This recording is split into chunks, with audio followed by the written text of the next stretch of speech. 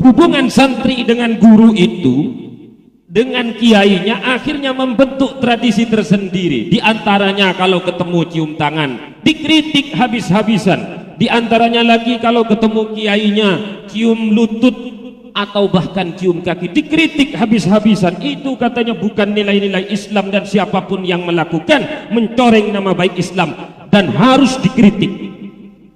Loh, mereka kira kita ini tidak belajar di pesantren. Kita belajar Fathul Qorib, kita belajar Safinatus Shalah, kita belajar Taisirul Khalaq, kita belajar Wasiatul Mustafa, macam-macam. Mereka menganggap kita itu orang yang bodoh, sehingga melakukan kesalahan di dalam agama tidak ditegur oleh kiai-kiainya. Tidak, hadirin sekalian. Saya terangkan yang paling ekstrim pada saat ini. Adab paling ekstrim itu pernah dilakukan oleh Imam Muslim kepada gurunya Imam Bukhari. Ini biar mata mereka terbuka, biar hati mereka terbuka.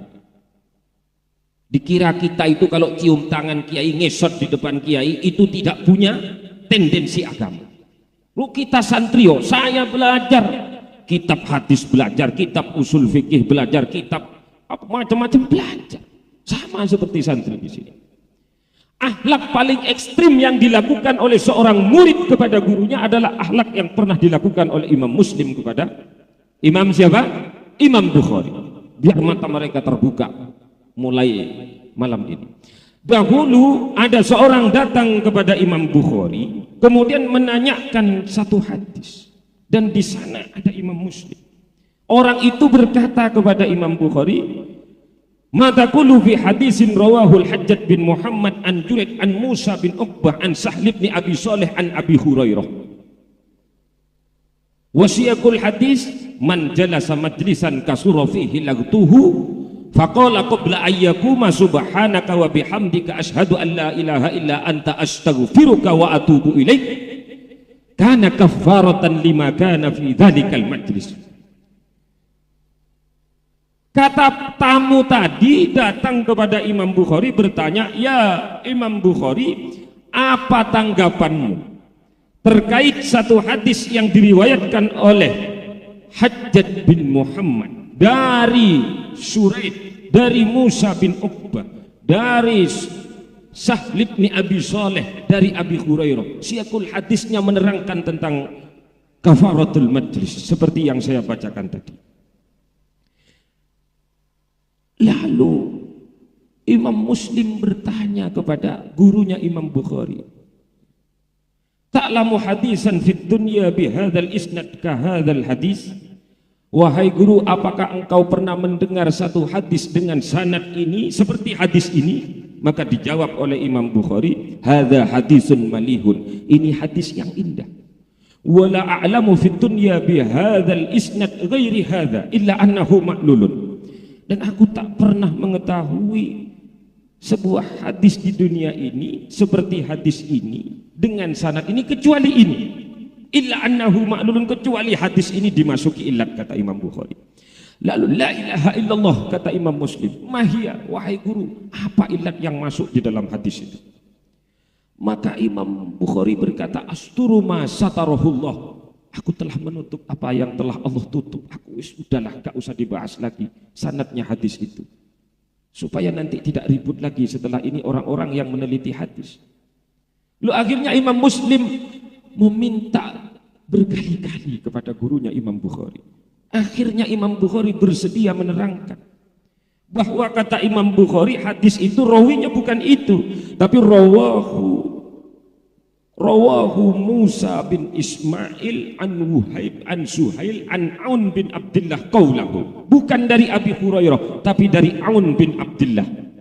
Dan Musa itu bukan Musa bin Uqbah tapi Musa bin Ismail. Maka setelah itu Imam Muslim langsung mendekati Imam Bukhari dan mencium keningnya, wa fi riwayatin mencium kepalanya. Dan setelah itu Imam Muslim berkata, "Da'ni hatta akbila rijlaika ya ustadzal ustadzin wa sayyidal muhaddisin wa tabibal hadis fi ilalihi." Wahai guru, biarkanlah dua kakimu, berikan kepada kami supaya aku bisa menciumnya. Wahai ustadznya para ustadz, wahai ahlinya para hadis, ya tabibal ilali fi ilalihi, dan dokternya hadis di bidang ilal. Lah ini adab paling ekstrim dilakukan oleh Imam Muslim selaku pakar hadis, penyusun kitab Sahih Muslim, dan yang dipinta itu adalah Imam Bukhari, pakar hadis, penyusun kitab tersahih di dunia, dan tidak diingkari oleh keduanya itu berbuat. Hadirin yang dirahmati Allah oleh Allah Subhanahu wa taala, maka tadi saya itu kemarin sempat menulis sebuah artikel yang saya alamatkan kepada orang yang namanya Guru Gembul. Orang kok namanya Gembul? Gembul itu bahasa Jawanya goblok. Gembul, biasanya begitu kawan-kawan saya manggil.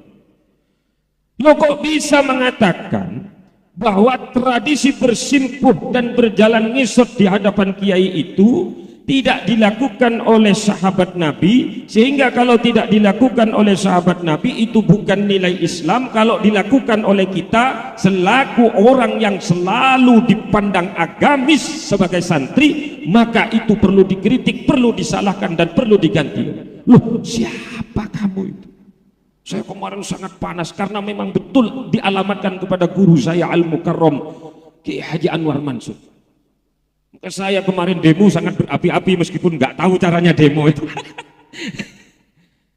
Loh, tradisi ngesot sudah tahu dikatakan tradisi, masih saja dikatakan sahabat tidak pernah melakukan. Loh, goblok sekali.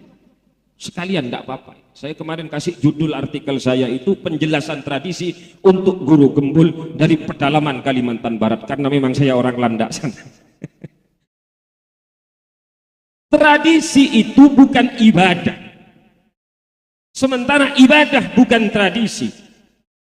Tradisi itu adalah kreasi suatu kelompok, kemudian diturunkan turun-temurun kepada generasi berikutnya, tanpa menyinggung syariat, tanpa menyinggung norma-norma agama. Maka oleh Nabi urusan tradisi itu dipasrahkan kepada kita semua. Antum a'lamu bi umuri dunyakum, kata Nabi. Kalian semua adalah orang yang lebih tahu urusan agama, urusan duniawi kalian. Tapi kalau urusan agama, urusan ibadah, jangan.